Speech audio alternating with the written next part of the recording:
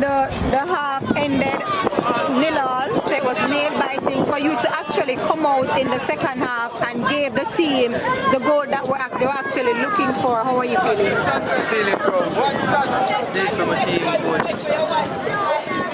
Coach, Omari, in terms of the instructions that coach gave you in terms of you see to at least livening up the attack, especially in the second half. What he specifically told you to make sure that your team got the win?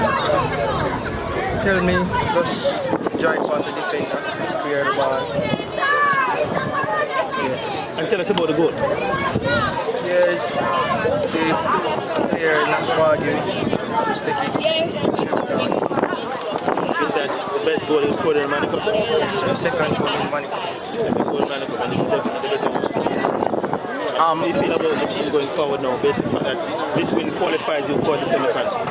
Yes, sir, feeling proud going to the semi-final to win the Manny Cup. In terms of the motivation,